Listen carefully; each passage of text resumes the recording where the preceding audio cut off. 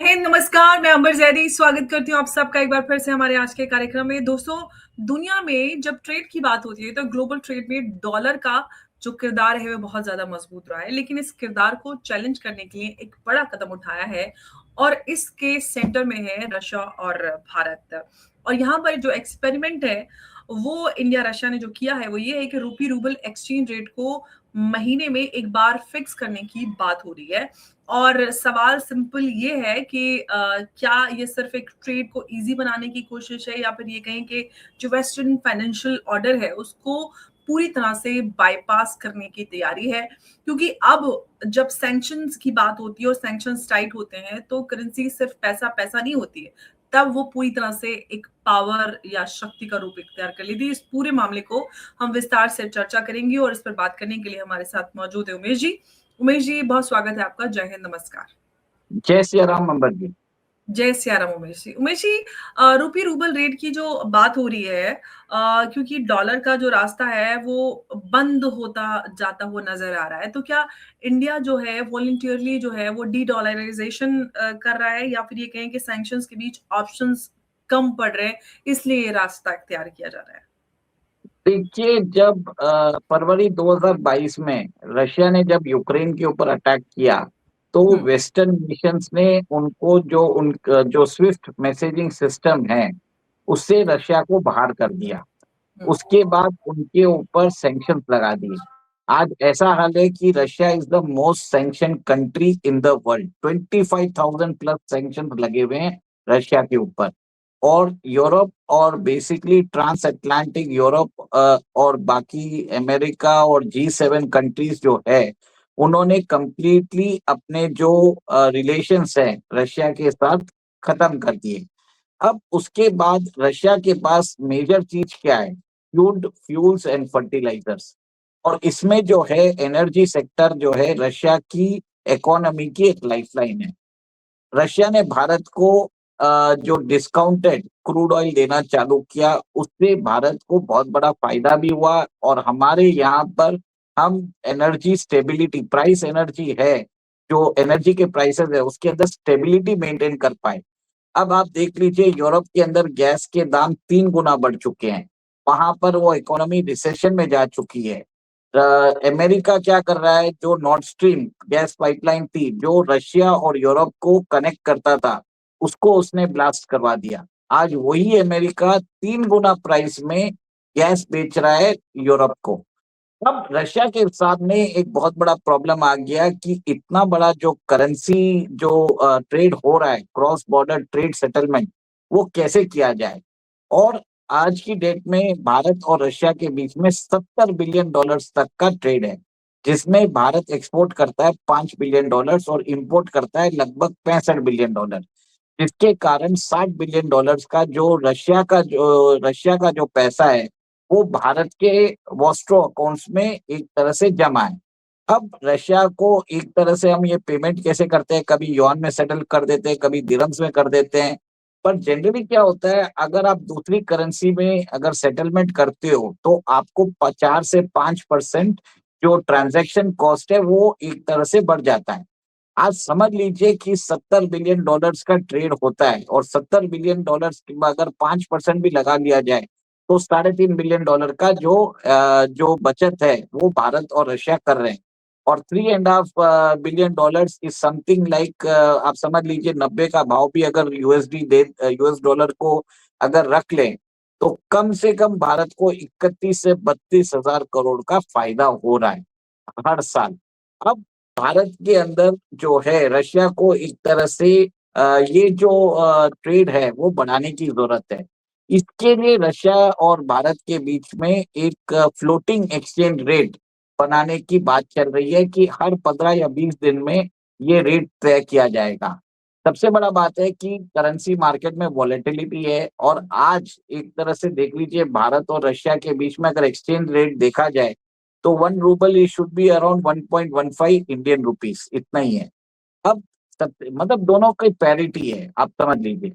अब सबसे बड़ी बात है कि रशिया जो रुपीस होल्ड करता है, उसके लिए उसको क्रॉस बॉर्डर सेटलमेंट के लिए भारत अपना इंपोर्ट बढ़ाना चाहता है।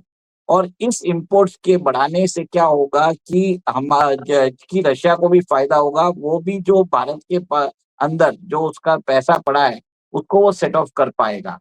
अब रशिया का पूरे साल में $200 बिलियन का इंपोर्ट्स है। उसमें सोचिए भारत की जो इंपोर्ट की जो मात्रा है, इट इज ओनली 5 बिलियन, और इसको भारत बढ़ाना चाहता है $30 बिलियन में।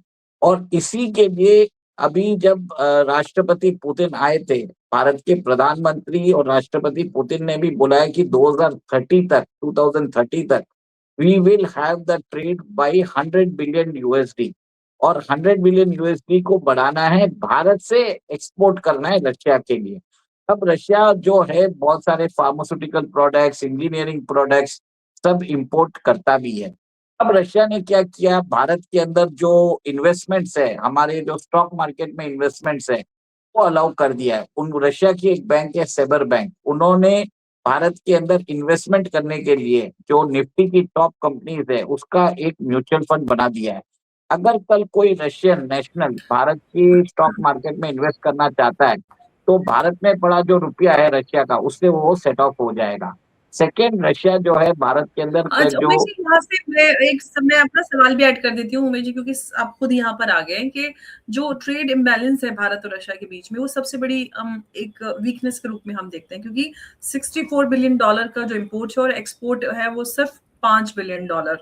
तो हर साल जो है 60 बिलियन जो रुपया है वो वॉस्ट्राकॉन में फंसा रहता है। तो सवाल यहाँ से सीधा ये है कि अगर रशिया जो है रुपी खर्च नहीं कर पा सकता, तो इस सेटलमेंट का, रुपी सेटलमेंट का फायदा किसे और कैसे? देखिए फायदा तो भारत को ही हो रहा है ना, कि रशिया अपना पैसा भारत में रख रहा है। $5 बिलियन तो हमारे को फायदा है। बट अभी रशिया को एक तरह से हमने उनको इन्वेस्टमेंट ऑप्शंस भी दिया है कि वो भारत के स्टॉक मार्केट में इन्वेस्ट कर सकते हैं, भारत के कॉर्पोरेट बॉन्ड्स में इन्वेस्ट कर सकते हैं, भारत के सॉवरेन बॉन्ड्स में इन्वेस्ट कर सकते हैं। तो वहां पर हमने उनको वो फैसिलिटी दे दी है। उसके अलावा रशिया जो है भारत के अंदर प्लांट्स लगा रहा है, जॉइंट हम रशिया के साथ जॉइंटली प्लांट्स एक तरह से लगाना चालू कर चुके हैं, जिससे वहां पर जो प्रोडक्ट्स जो बनते हैं, जो रशियन इन्वेस्टमेंट्स के साथ बन रहे हैं, उसको हम वापस रशिया को ही भेज रहे हैं। जैसे रेलवे वैगन्स जो है, हम रशिया ने यहाँ पर 50 से 60 हजार करोड़ भारत के रेलवे सेक्टर में लगाया है, और इसका जो रेलवे वैगन्स जो बनती है वो अल्टीमेटली रशिया के अंदर ही जाती है। तो इससे एक तरह से भारत को ही फायदा हो रहा है, रुपी इंटरनेशनलाइज हो रहा है। और एक चीज है कि अभी जो रशिया चाहता है कि भारत के 10 लाख लोग रशिया के अंदर आके काम करे, और कहीं ना कहीं जो ये ह्यूमन रिसोर्सेज जब जाएंगे, तब वहां पर रशिया का जो पेमेंट सिस्टम और भारत का जो पेमेंट सिस्टम है उसकी भी इंटरलिंकिंग हो जाएगी। तो ये जो नॉन डॉलर डिनोमिनेटेड ट्रेड है, जो पहले 5 साल पहले कोई सोच भी नहीं सकता था, उसको एक तरह से कैसे भी भारत उसके अंदर रिजॉल्व कर रहा है। अभी कभी कभी अगर रशिया को पेमेंट की जरूरत होती है, तो भारत उनको यौन या दिरम्स में भी कर देता है। तो ऐसा नहीं है कि रशिया के सारे रुपया जो रशियन रिजर्व है वो रुपए में भी रहते हैं। भारत समय समय पर होता है तो उन रशिया को जब भी जरूरत होती है तो वो दूसरे करेंसी में भी पेमेंट कर देता है। बट मोस्टली अभी भारत चाहता है कि जो ट्रेड है भारत और रशिया के बीच में, वो एक पैरिटी पे आ जाए। और इसी के जी। मद्देनजर के लिए आप ये देखिए, भारत सरकार जो है बहुत हद तक इसी के मद्देनजर इन्होंने ये डिसाइड किया है कि एक फ्लोटिंग एक्सचेंज रेट रखते हैं, जिससे क्या होगा कि हुँ, करेंसी अगर कोई बहुत ज्यादा फ्लक्चुएट होता है, तो समय समय पर हुँ, वो रेट ट्रैक कर सके, और जिससे जो एक्सपोर्टर्स हैं उनको, भारत के हुँ। एक्सपोर्टर्स को कोई प्रॉब्लम ना हो। तो ये एक अच्छा बहुत उमेश जी, ही आप युआन की बात कर रहे थे कि जो इनफैक्ट जो ऑयल ट्रेडर्स हैं वो भी युआन में पेमेंट की बात करते हैं। तो क्या इसके जरिए ऐसा भी है कि रूपी रूबल का जो ये मैकेनिज्म है, वो चाइना का जो बढ़ता हुआ इन्फ्लुएंस है उसको काउंटर करने का एक कह सकते हैं कि क्वाइट स्टेप कह सकते हैं उसका, जो देखिए, या फिर ये अच्छा, कहेंगे चुपचाप मैंने हमेशा उस स्पेस में। मैंने हमेशा जी। ये मैंने हमेशा यही बोला है कि जब तक आप एक्सपोर्ट नहीं करेंगे, तब तक रुपी हम्म, इंटरनेशनलाइज नहीं हो। आपने मैकेनिज्म जरूर बना लिया, और अगर आप इंपोर्ट ज्यादा करते हो, तो हम्म, आपकी रुपी का जो इंटरनेशनलाइजेशन है उसकी जो गति है वो एक तरह से थम जाती है, रुक जाती है। चाइना इसके लिए अपना यान युआन को इंटरनेशनलाइज कर रहा है, क्योंकि उसका जो ट्रेड है, उसका जो ट्रेड सरप्लस है with rest of world, it is around $1 trillion. Bharat और चाइना के बीच में $100 बिलियन का ट्रेड डेफिसिट है। मतलब चाइना हमको $115 बिलियन का एक्सपोर्ट करता है, और हम चाइना को सिर्फ 15 बिलियन के हम सामान बेचते हैं। तो $100 बिलियन तो हमारा मेजर डेफिसिट है चाइना के साथ। उसके बाद हमारा जो सबसे बड़ा डेफिसिट है वो रशिया के साथ है, जो अराउंड $60 बिलियन है। भारत इन दोनों के ऊपर काम करना चाहता है, इन दोनों के ऊपर वो अपनी जो डिपेंडेंसी है वो कम करना चाहता है। इसी के लिए इन्होंने भारत के जब प्रधानमंत्री गए थे रिक्स समिट में, जो एससीओ समिट में गए थे, उसी में ये बात हुई थी कि भारत को, चाइना और रशिया को भारत से इंपोर्ट्स बढ़ाना पड़ेगा।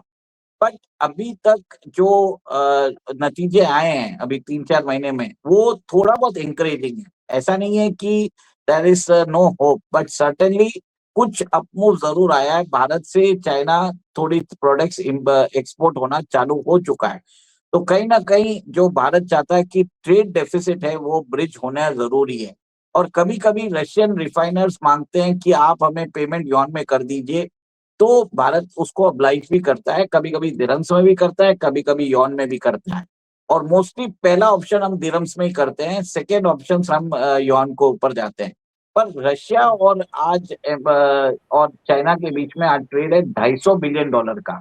तो वो भी हम्म। पूरा ट्रेड रूबल यौन में हो रहा है। और भारत और रूबल और रुपी के अंदर जो ट्रेड है, दैट इज अराउंड $70 बिलियन। तो एक सब्सटेंशियल चंक ऑफ जो ट्रेड हो रहा है वो लोकल करेंसीज में हो रहा है।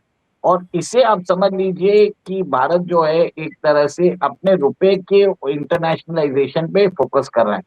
बहुत लोग बोल रहे हैं कि लेकिन ब्रिक्स यहाँ पे करेंसी मुझे आज। मैं आपसे एक सवाल पूछना चाहती हूँ कि जो इंडियन कंपनीज हैं, वो कहीं न कहीं ऐसा लगता है कि कुछ हिचकिचाते हैं या डरे हुए हैं, क्योंकि इंडियन बैंक्स और एमएनसी जो हैं, वो पेमेंट्स लेने से कतराते हुए इस तरह की रिपोर्ट्स है कि वो डिनाई करते हैं या क्योंकि अकाउंट्स फ्रीज़ हो रहे हैं। तो सवाल ये है कि अगर इकोसिस्टम ही पूरा हेजिटेंट है, तो पॉलिसी कितनी भी बोल्ड हो, कैसे चलेगी, कैसे वर्क करेगी? देखिए, ये प्रॉब्लम तो एक्चुअली हो रही है, क्योंकि इंडिया का जो बैंकिंग सेक्टर है वो इतना अडेप्ट नहीं कर पा रहा है। जैसे आपने स्पेशल रुपी वॉस्ट्रो अकाउंट्स अभी ओपन हो रहे हैं, अभी 200 से ज्यादा अकाउंट्स ओपन हो चुके हैं। बट अभी भी मुझे लगता है कि इंडियन बैंकिंग सेक्टर जो है वो बहुत सारे रिसेप्टिव है, कि वो ज्यादा प्रमोट नहीं करना चाहते, क्योंकि अमेरिका, उनको डर है कि अमेरिका उनके ऊपर सैंक्शन कभी भी लगा सकता है। देखिए, जब भी जो इंटरनेशनलाइजेशन ऑफ रुपी होता है, तो आप ये देखिए कि डॉलर का यूसेज कम हो जाता है। और डोनाल्ड ट्रम्प जो है, उनका किसी के ऊपर भरोसा नहीं है, वो कोई भी इंडियन बैंक को पकड़ के उनके ऊपर सैंक्शन लगा सकते हैं। तो इंडियन बैंक्स क्या करते हैं, सोच समझ के देख कर वो एक तरह से सारी चीजें को अप्रूव कर रहे हैं। They are going slow, they are, मतलब ऐसा नहीं है कि वो कंप्लीटली दरकिनार कर रहे हैं, पर ओपनली प्रमोट भी नहीं कर रहे, फियरिंग अमेरिकन सैंक्शंस। पर अमर जी, आप क्या? सवाल ये है कि जब आरबीआई जो है ना वो रूल्स सिंप्लीफाई कर रहा है, लेकिन एनओसी और कंप्लायंस और सैंक्शंस का डर यहाँ पर कंपनीज को सताया हुआ है। तो क्या आरबीआई जो है वो सिस्टम बना तो रहा है, या ये कहेंगे डैमेज कंट्रोल मोड पे है, क्या कहें इसको? देखिए, मैं हमेशा बोल रहा हूँ, आरबीआई एक लिमिट तक ही काम कर सकता है। आरबीआई ने सारे काम किए हैं जिससे यूपी को इंटरनेशनलाइज कर सकते हैं। हम्म। यूपीआई को प्रमोट किया जा रहा है अक्रॉस द वर्ल्ड। जो इन भारत के अंदर जो अभी कॉरपोरेट बॉन्ड्स है, वो रुपी डिनोमिनेटेड बॉन्ड्स को भी वो बढ़ावा कर रहा है इंटरनेशनल बॉन्ड मार्केट में। फिर ट्रेड जो है, ट्रेड एंड इन्वेस्टमेंट, वो रुपी में करने की वो पूरी ट्राई कर रहा है। पर अल्टीमेटली क्या होता है, अल्टीमेटली फॉरेन इन्वेस्टर्स क्यों आएंगे भारत में, जब तक आपकी जो बैंकिंग सेक्टर है, आपकी ब्यूरोक्रेसी है, आपकी जो फिनांस मिनिस्ट्री है, और बाकी जितने भी डिपार्टमेंट्स हैं, वो जब तक ये बात को नहीं समझते कि आपको फैसिलिटेट करना पड़ेगा ट्रेड। आपने पॉलिसी बना ली होगी, पर इम्प्लीमेंटेशन के अंदर वो विगर नहीं है। वो एक तरह से जो एनर्जी चाहिए इम्प्लीमेंटेशन में, वो लैक कर रही है। इसी के कारण डेटा बता रहा है, मैं नहीं बोल रहा हूँ, डेटा बता रहा है कि आज भी आपका जो एक्सपोर्ट है रशिया को, वो 5 बिलियन है, जबकि आप 65 बिलियन इंपोर्ट कर रहे हो। इसका मतलब ये है कि कहीं ना कहीं भारत सरकार जरूर कर रही है, पर भारत के अंदर जो आरबीआई है, आरबीआई भी कर रही है, पर भारतीय बैंक जो है वो एक तरह से इसको प्रमोट नहीं कर पा रहे हैं, या लोगों के बीच में जो एक्सपोर्टर्स हैं उनके बीच में भी ये मैसेज नहीं जा पा रहा है कि आप लोकल करेंसी में ट्रेड करिए। ट्रेड जो इंस्टीट्यूशंस है वो करते जा रहे हैं, बट जब तक जनरल पब्लिक के बीच में लोकल करेंसी ट्रेड सेटलमेंट की आप वाइड स्प्रेड अडॉप्शन नहीं होता है, तब तक आप कुछ नहीं कर पाओगे। और in fact you need to export to bridge the deficit, trade deficit with Russia. जब तक आप एक्सपोर्ट नहीं करोगे, you can not expect Bharat की इकोनॉमी डेवलप होगी, भारत का रुपया डेवलप होगा। This is not possible. मैंने हमेशा आपके शो पे बोला है कि डी डॉलराइजेशन से भारत को कोई फायदा नहीं है जब तक आप एक्सपोर्ट नहीं करोगे। बिकॉज देखिए, अमेरिका के पास एक लेवरेज है कि वो करेंसी प्रिंट कर सकता है, भारत के पास वो लेवरेज नहीं है। आपकी करेंसी कहाँ पे यूज हो रही है, कोई भी ज्यादा यूज नहीं कर पा रहा है, जबकि अमेरिकन डॉलर कहीं भी यूज हो जाता है। तो ये एक तरह से कॉन्फिडेंस है उस करेंसी में। और आपको इकोनॉमिक बढ़ाने की जरूरत है, आपको एक सॉफ्ट पावर बढ़ाने की जरूरत है। और इसके अंदर लोगों को समझना पड़ेगा, उनको चाइना से सीखना चाहिए कि चाइना ने कैसे युआन का इंटरनेशनलाइजेशन किया है। भारत के जो ब्यूरोक्रेसी है, भारत के जो पॉलिसी मेकर्स है, they need to learn from China.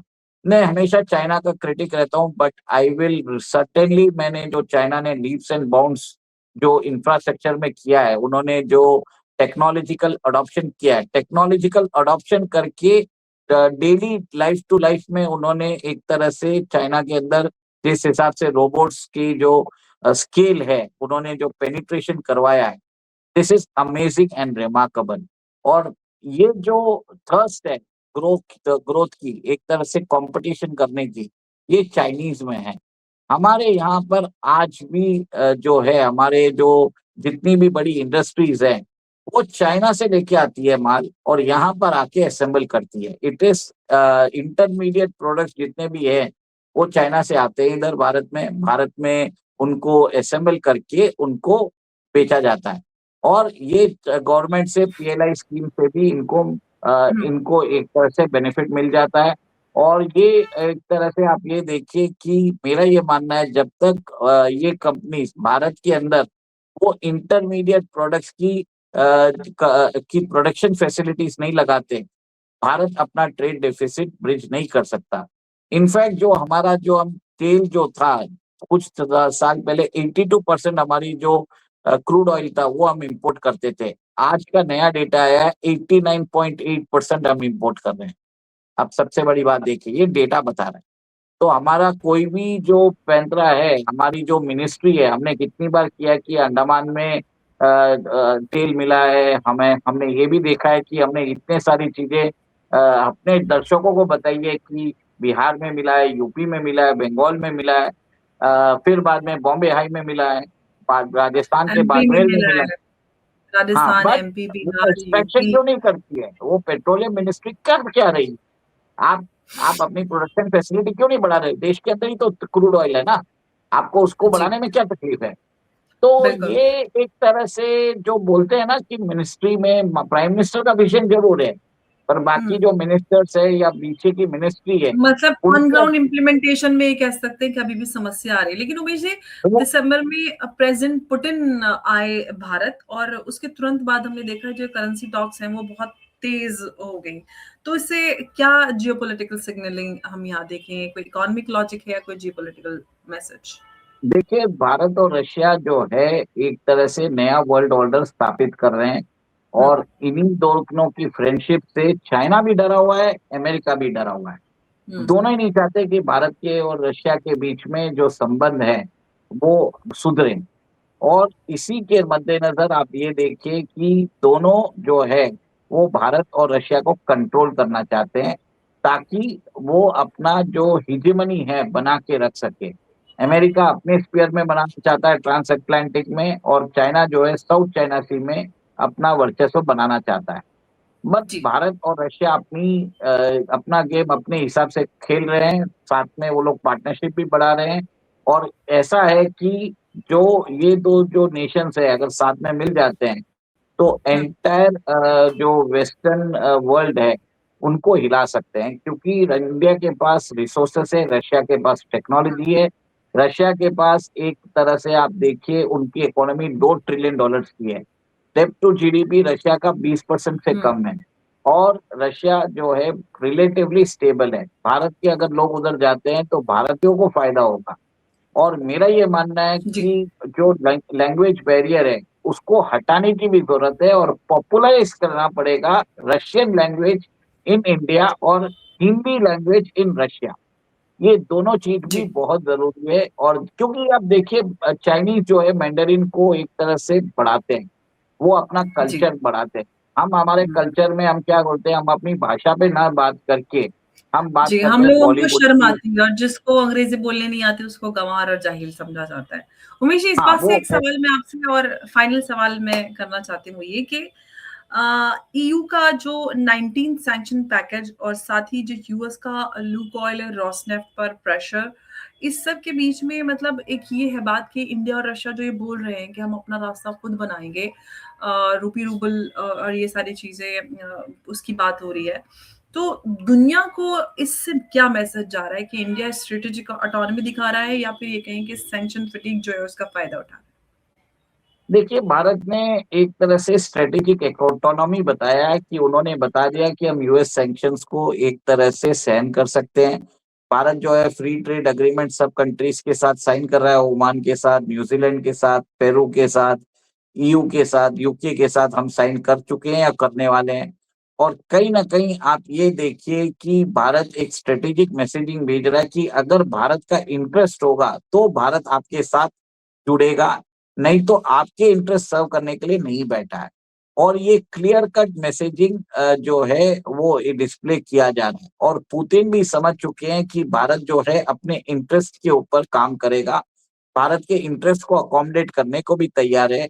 और अब देखिए रशिया ने, जैसे हमने कल भी बात की थी, कैसे SU-57E में उन्होंने इसके लिए 177S वाला इंजन लगा दिया है और भारत को रिन्यूड ऑफर दिया है। बोला है कि आप अगर रफाल लोगे तो 114 ही ले पाओगे, हमारे अगर सुखोई 57 लेते हो तो 230 ले पाओगे। तो ये सब जो पिचिंग हो रही है, आप ये देखिए कि Russia is serious about India. India फिर भी जो अपने ऑप्शंस है वो धीरे-धीरे वेट ऑन करके ही कर रहा है। इमीडिएटली कुछ भी साइन नहीं कर रहा है। और मेरा ये मानना है कि सुखोई 57 की डील मोस्टली भारत करने ही वाला है, क्योंकि इसके लिए 177S का जो इंजन है वो हिंदुस्तान एरोनॉटिक्स लिमिटेड की जो ओडिशा प्लांट है वहां पे वो प्लांट लग रहा है। और इंजन अगर आता है तो जेट आना ही है। और बस कितनी मात्रा में आएगा वो देखने वाली बात है। जी। तो रूपी रूबल एक्सचेंज जो है वो सिर्फ एक फाइनेंशियल अरेंजमेंट नहीं कह सकते, ये कह सकते हैं कि जो पोस्ट डॉलर वर्ल्ड हो सकता है, इसका ये एक टेस्ट केस ज़रूर हो सकता है। और सवाल ये नहीं है कि ट्रेड बढ़ेगा या नहीं बढ़ेगा, सवाल ये है कि इंडिया क्या रूल्स को फॉलो करते हुए सिस्टम को बदल सकता है या नहीं, ये बहुत बड़ा सवाल है। मुझे बहुत धन्यवाद आपका हमारे साथ आज की इस चर्चा में जुड़ने के लिए। नमस्कार, जय हिंद, जय भारत। जय श्री राम। जय श्री राम उमेश जी।